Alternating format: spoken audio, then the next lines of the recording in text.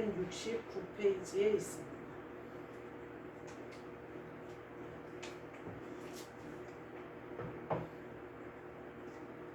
고린도전서 7장 1절부터 24절 말씀 제가 읽겠습니다. 너희가 쓴 문제에 대하여 말하면 남자가 여자를 가까이 아니함이 좋으나 음행을 피하기 위하여 남자마다 자기 아내를 두고 여자마다 자기 남편을 두라. 남편은 그 아내에 대한 의무를 다하고 아내도 그 남편에게 그렇게 할지라. 아내는 자기 몸을 주장하지 못하고 오직 그 남편이 하며 남편도 그와 같이 자기 몸을 주장하지 못하고 오직 그 아내가 하나니 서로 분방하지 말라. 다만 기도할 틈을 얻기 위하여 합의상 얼마 동안은 하되 다시 합하라. 이는 너희가 절제 못함으로 말미암아 사탄이 너희를 시험하지 못하게 하려 함이라. 그러나 내가 이 말을 함은 허락이요 명령은 아니니라. 나는 무릇 사람이 나와 같기를 원하노라. 그러나 각각 하나님께 받은 자기의 은사가 있으니 이 사람은 이러하고 저 사람은 저러하니라. 내가 결혼하지 아니한 자들과 과부들에게 이르노니 나와 같이 그냥 지내는 것이 좋으니라. 만일 절제할 수 없거든 결혼하라. 정욕이 불같이 타는 것보다 결혼하는 것이 나으니라. 결혼한 자들에게 내가 명하노니 명하는 자는 내가 아니요 주시라. 여자는 남편에게서 갈라서지 말고 만일 갈라섰으면 그대로 지내든지 다시 그 남편과 화합하든지 하라. 남편도 아내를 버리지 말라. 그 나머지 사람들에게 내가 말하노니 이는 주의 명령이 아니라. 만일 어떤 형제에게 믿지 아니하는 아내가 있어 남편과 함께 살기를 좋아하거든 그를 버리지 말며 어떤 여자에게 믿지 아니하는 남편이 있어와 아내와 함께 살기를 좋아하거든 그 남편을 버리지 말라. 믿지 아니하는 남편이 아내로 말미암아 거룩하게 되고 믿지 아니하는 아내가 남편으로 말미암아 거룩하게 되나니 그렇지 아니하면 너희 자녀도 깨끗하지 못하니라. 그러나 이제 거룩하니라. 혹 믿지 아니하는 자가 갈리거든 갈리게 하라. 형제나 자매나 이런 일에 구애될 것이 없느니라. 그러나 하나님은 화평 중에서 너희를 부르셨느니라. 아내된 자여 내가 남편을 구원하는지 어찌할 수 있으며 남편된 자여 내가 내 아내를 구원하는지 어찌할 수 있으리요. 오직 주께서 각 사람에게 나눠주신 대로 하나님이 각 사람을 부르신 그대로 행하라. 내가 모든 교회에서 이와 같이 명하노라. 할례자로서 부르심을 받은 자가 있느냐 무할례자가 되지 말며 무할례자로 부르심을 받은 자가 있느냐 할례를 받지 말라. 할례 받는 것도 아무것도 아니요 할례 받지 아니하는 것도 아무것도 아니로되 오직 하나님의 계명을 지킬 따름이니라. 각 사람은 부르심을 받은 그 부르심 그대로 지내라. 내가 종으로 있을 때에 부르심을 받았느냐 염려하지 말라. 그러나 내가 자유롭게 될 수 있거든 그것을 이용하라. 주 안에서 부르심을 받은 자는 종이라도 주께 속한 자유인이요 또 그와 같이 자유인으로 있을 때에 부르심을 받은 자는 그리스도의 종이니라. 너희는 값으로 사신 것이니 사람들의 종이 되지 말라. 형제들아 너희는 각각 부르심을 받은 그대로 하나님과 함께 거하라. 아멘. 오늘 말씀은 말미암아 거룩하게 되고 아내로 말미암아 거룩하게 되고 하겠습니다. 14절 말씀에 보면요. 믿지 아니하는 남편이 아내로 말미암아 거룩하게 되고 또 믿지 아니하는 아내가 남편으로 말미암아 거룩하게 되고 결혼이라는 것은요. 이처럼 굉장히 중요한 일이고요.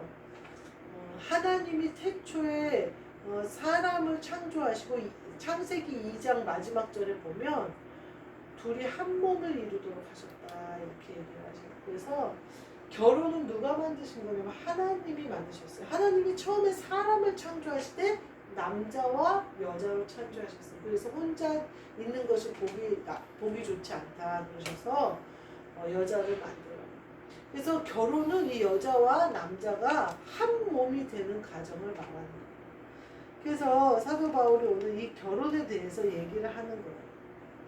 여자는 남자에게서 갈라서지 말고 갈라서는 것에 대해서 하는 것은 10절에 보면 명하는 자는 내가 아니요 주시라 그렇게 얘기해요.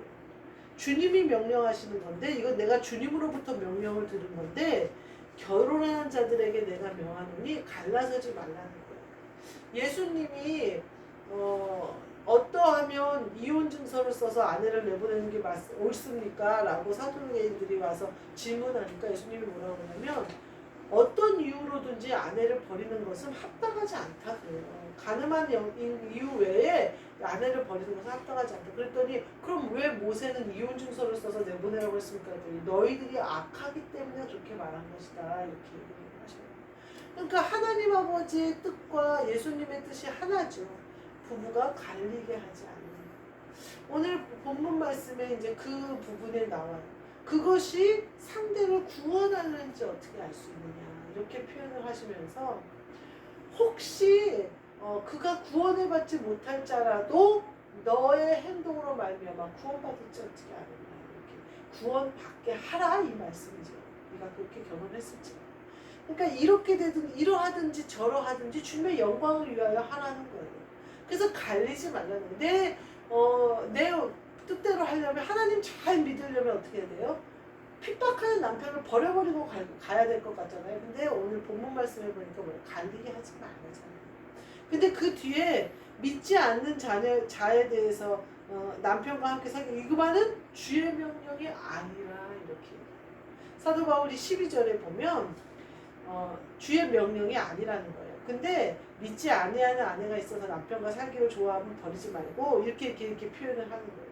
그러니까 사도 바울은 뭐냐면 명령은 아니라는 거예요. 그래서 갈려도 되는데 너희가 구원을 향하여 가고 또 그리스도 예수의 복음을 위하여 십자가를 지고 간다면 잘 감당해라 이렇게 말을 하고 있는 거죠. 구약에 보면요. 아브라함이 이삭의 아내를 구하기 위하여 자신의 늙은 종에게 부탁하는 장면이 나와요. 그러면서 여기서 이방 결혼을 시키지 말라는 거예요. 이삭을. 그러면서 고향으로 가서 내 족속, 내 민족 중에서 아내를 데리고 와라. 그러면서 이제 맹세를 시키는 과정이 쭉 나와요. 그러니까 이 종이 가면서 뭐라고 기도를 하냐면 하나님이 저에게 순탄하게 만나게 하사 낙타들에게도 물을 주는 여인이 하나님이 이삭을 위하여 준비하신 아내라 생각하겠다. 근데 리브가가 어떻게 하냐면요. 물을 준 다음에 낙타들에게도 충분히 마시는 물을 주겠습니다. 이렇게 얘기를 해요. 근데 제가 그 얘기를 보면서 리브가의 눈에는 낙타들도 목마른 게 보인 거잖아요. 양떼를 치고 있었거든요. 리브가가. 라헬이 양떼를 치고 있었거든요. 하여튼 그 리브가가 낙타들도 목마른 것을 보고 낙타들이 물을 흡족히 마시도록 물을 길러요. 근데 제가요 얼마 전에 TV를 보니까 낙타들이 물을요 얼마나 많이 먹는지 몰라요. 왜냐하면 걔네들은 먹어서 저장하잖아요. 그러니까 낙타들이 충분히 물 먹도록 기르려면요 엄청난 양을 길어올려야 되는 거예요. 근데 리브가가 그거에 대해서 겁먹지도 않고 무서워하지도 않고 누구한테 잘 보이려고 하는 것도 아니고 이렇게 보니까 여행 중에 나그네가 왔는데 나그네에게 물을 떠서 대접을 했어요. 그러고 보니까 낙타들이 다 지쳐있단 말이에요.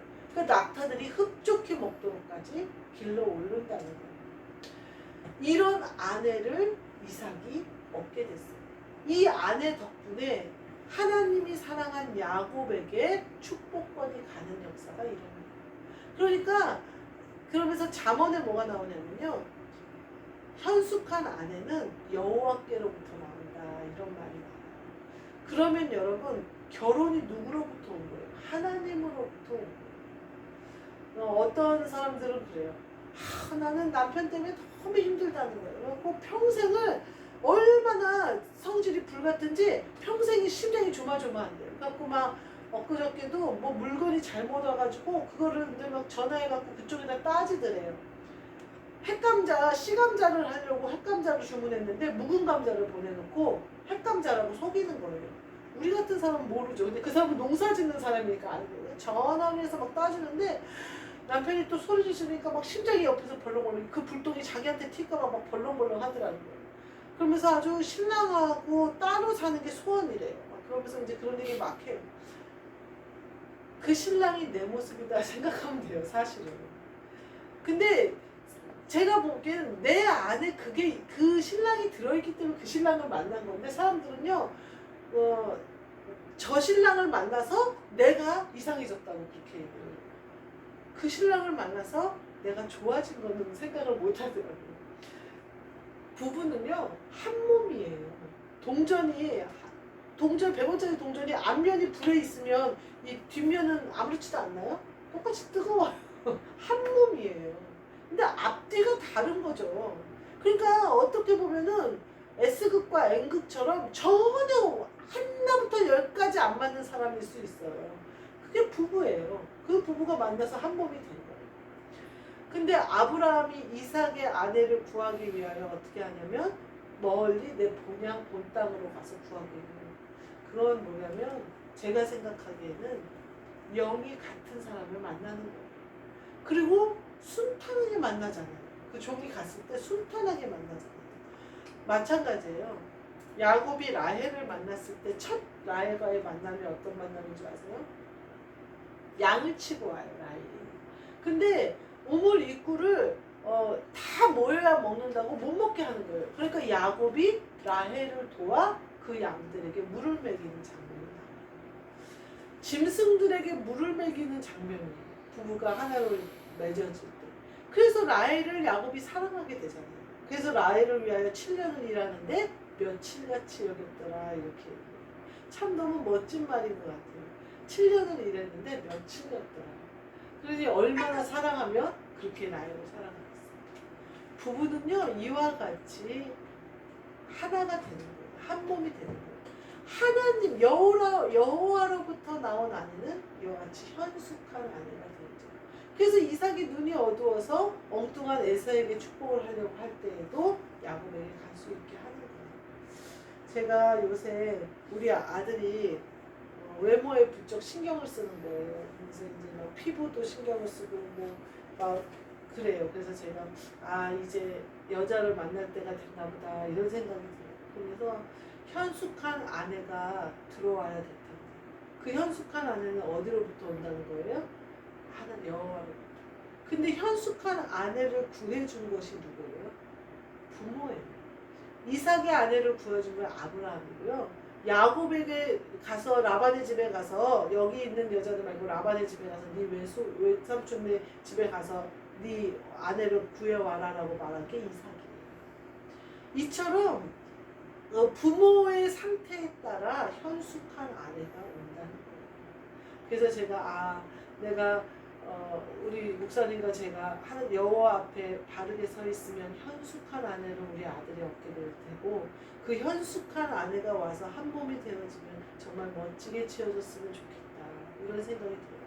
세상적으로 우리가 해줄 수 있는 일이 없으니까 어떻게 따지면 세상으로 뭐 돈이 많은 것도 아니요, 뭐 학벌이 높은 것도 뭐 제대로 된 여자 만날 수 있겠어?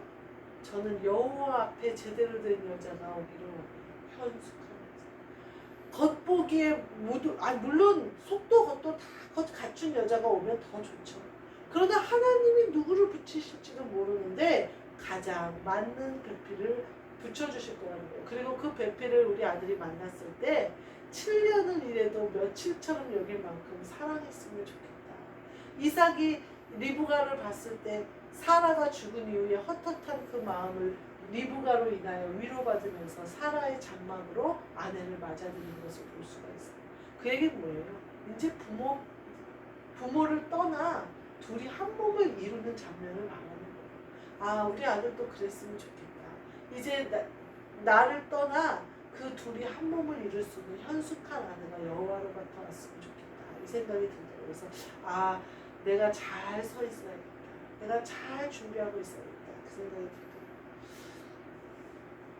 부모로부터 유산으로 오자. 현숙한 아내. 그러면서 이제 오늘 본문 말씀이 생각이 떠오르는 거예요.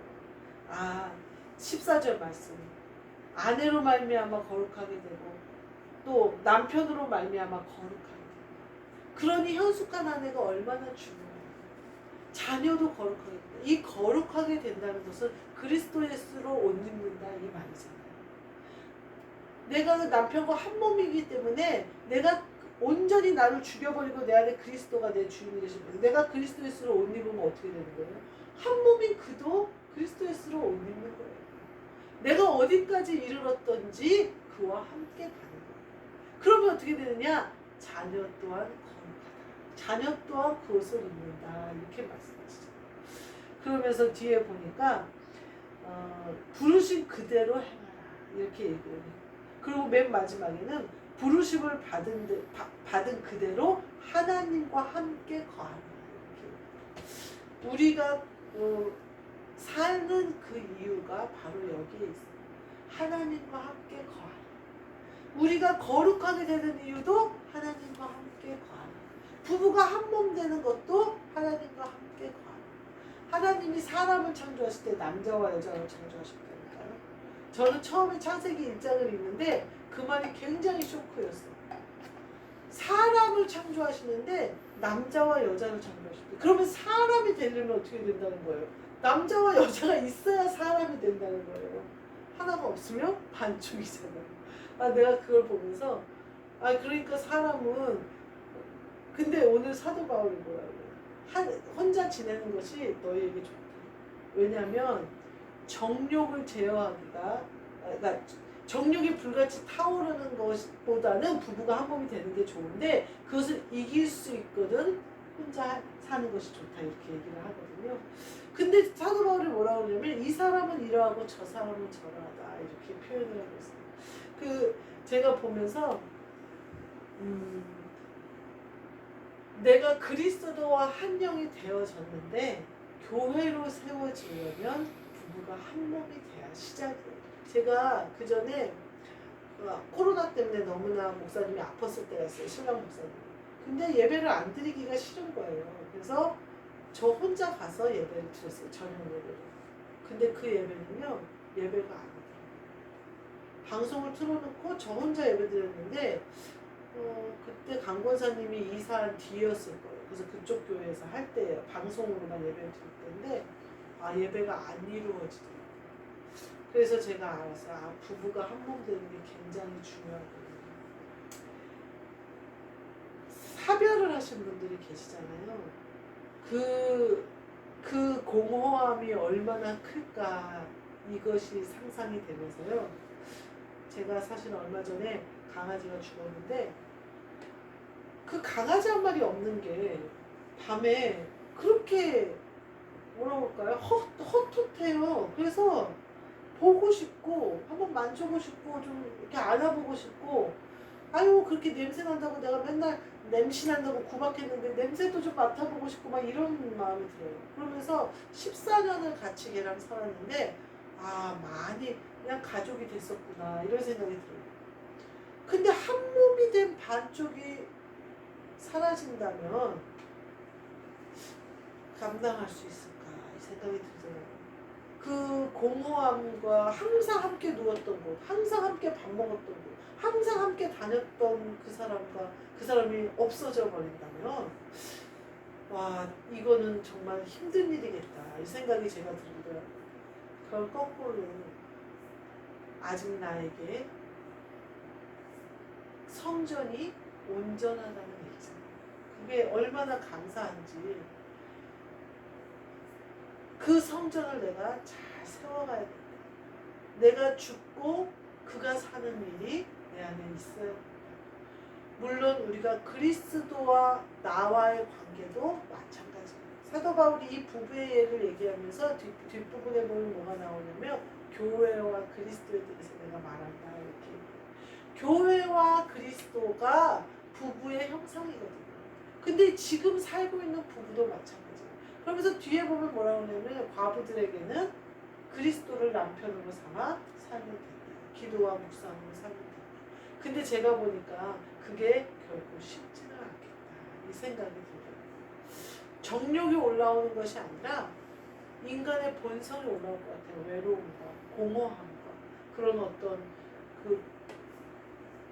반쪽이 있어서 하나가 딱 합쳐지면 안정적일 텐데 반이 뚝 떨어져 나가버렸으니까 당연히 아프겠죠. 성전도 마찬가지예요. 우리가 둘이 한 영이 돼서 한 몸이 돼서 지어져가는 교회가 됐다면 그리스도를 머리로 해서 지어져 가는 거예요. 그러면 기쁨 가운데 지어져 갈 수 있을 거예요. 오늘 결혼의 의미, 부부의 의미, 젊은 사람들이 아내를 어떻게 얻어야 되는지, 또 부모의 자세가 어때야 하는지, 내가 내 남편과 또 내 아내에 대해서 어떠한 마음을 가져야 하는지, 더 나아가서 내 신랑 그리스도께 내가 어떻게 나아가야 하는지, 무엇이 가장 우선순위가 되어야 하는지, 그리고 거룩하게 되는 것, 부르심을 받은 그대로 하나님과 함께 거하는 그 아름다운 것들을 온전히 이루셔서 아름다운 성전으로 깨끗하고 거룩하고 하나님께서 함께 거하시는 성전으로 지어져 가시는 저와 여러분이 되시기를 주님의 이름으로 축복합니다. 아멘. 그리고 우리 자녀들이 되기를 축복합니다. 아멘. 기도하겠습니다. 하나님 감사합니다. 우리에게 결혼이라는 것을 주셔서 남자와 여자가 한 몸이 되게 하셨사오니 이 한 몸이 된 교회로 잘 지어져 가게 하시고 이 교회가 그리스도와 한 부부로 잘 맺어져서 거룩한 성전 되어지게 하여 주옵소서. 그리하여 부르심을 받은 그대로 하나님이 거하시는 아름답고 깨끗한 성전들 되어지게 하여 주옵소서. 그리하여 그리스도께서 모퉁이 돌이 되셔서 우리 모두 하나하나 벽돌이 되어 지어져 가는 아름다운 교회 되게 하여 주옵소서. 예수 그리스도의 이름으로 기도하옵나이다. 아멘. 하늘에 계신 우리 아버지여, 이름이 거룩히 여김을 받으시오며 나라가 임하시오며 뜻이 하늘에서 이루어진 것 같이 땅에서도 이루어지이다. 오늘 우리에게 일용할 양식을 주시옵고 우리가 우리에게 죄 지은 자를 사하여 준 것 같이 우리 죄를 사하여 주시옵고 우리를 시험에 들게 하지 마시옵고 다만 악에서 구하시옵소서. 나라와 권세와 영광이 아버지께 영원히 있사옵나이다. 아멘.